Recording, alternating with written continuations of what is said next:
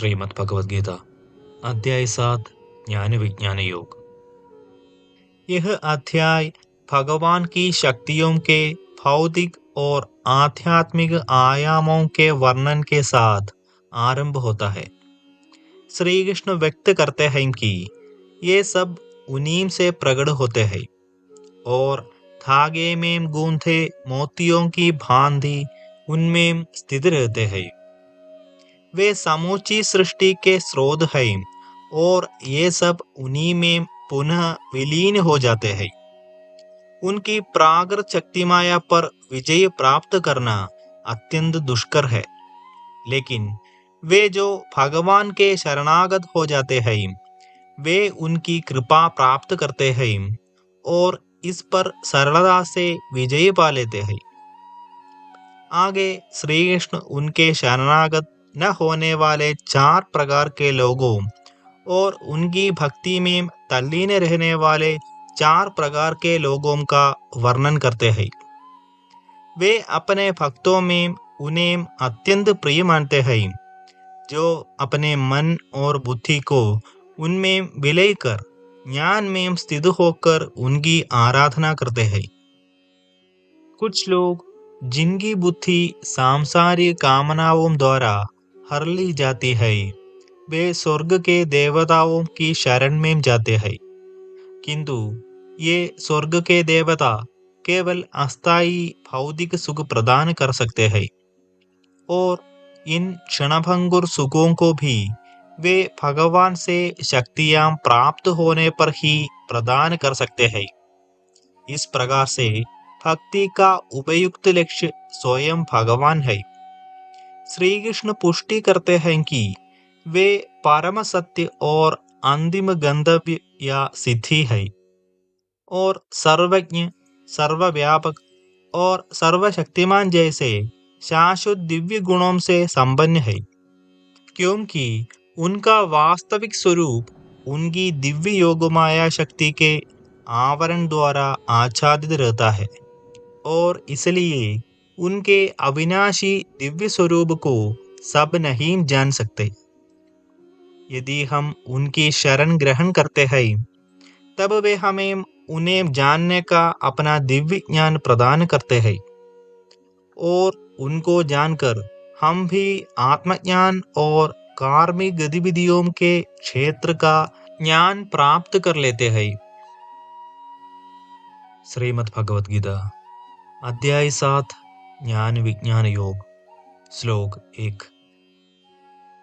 श्री भगवानुवाच मय्यासक्तमनः पार्थ योगं युज्यन्मदाश्रयः असंशयं समग्रं मां यथा ज्ञास्यसि तच्छृणु।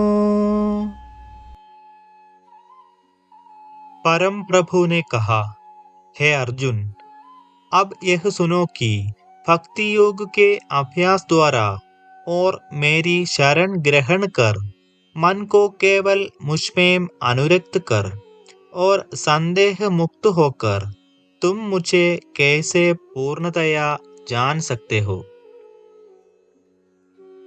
6 अध्याय के समापन पर श्री कृष्ण ने घोषणा की थी कि वे जो मन को केवल उनमें स्थिर कर श्रद्धा भक्ति से उनकी सेवा करते हैं, वे सब योगियों में श्रेष्ठ है। इस कथन से मन में कुछ स्वाभाविक प्रश्न उठते हैं कि परमात्मा को जानने का मार्ग क्या है, कोई भगवान का ध्यान कैसे करे, भक्त भगवान की आराधना कैसे करे। यद्यपि अर्जुन द्वारा ये प्रश्न नहीं किए गए, किंतु अपनी अनुकंपा से भगवान इनका पूर्वानुमान कर उत्तर देना प्रारंभ करते हैं।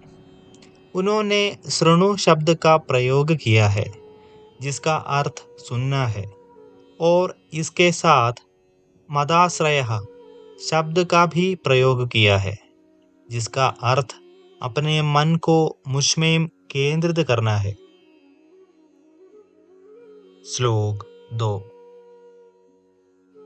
ज्ञानं ते अहं सविज्ञानम् इदं वक्ष्याम्यशेषतः यज्ञात्वा नेह भूयो अन्यत् ज्ञातव्यमवशिष्यते।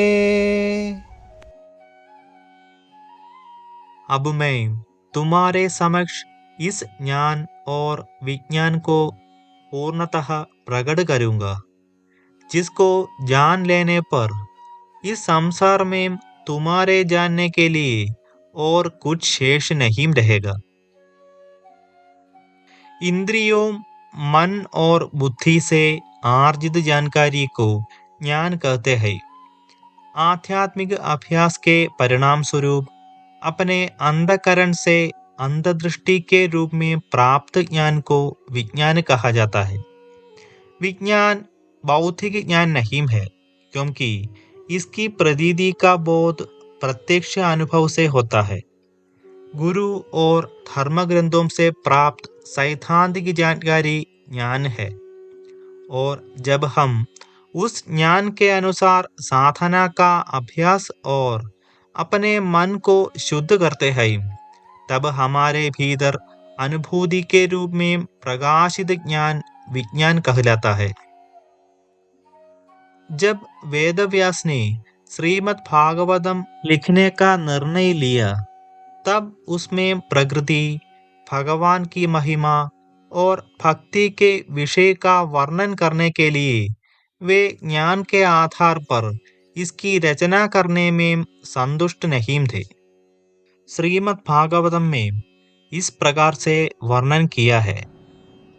भक्ति योग द्वारा वेदव्यास ने लौकिक भावनाओं से रहित होकर अपने मन को पूर्णतया एकाग्र और निर्मल करके भगवान के आश्रय में रहने वाली उनकी बाह्य शक्ति माया सहित परम पुरुषोत्तम भगवान के पूर्ण दर्शन की अनुभूति प्राप्त की। तब ऐसी अनुभूति से युक्त होकर उन्होंने इस प्रसिद्ध ग्रंथ की रचना की। श्री कृष्ण स्पष्ट करते हैं कि वे अर्जुन के भीतर पुरुषोत्तम भगवान का सैद्धांतिक ज्ञान प्रकाशित करेंगे और उसे भगवान का आंतरिक ज्ञान प्रदान करने में भी उसकी सहायता करेंगे। इस ज्ञान का बोध हो जाने से आगे फिर उसके लिए कुछ जानना शेष नहीं रहेगा। आगे हम विस्तार से चर्चा करेंगे।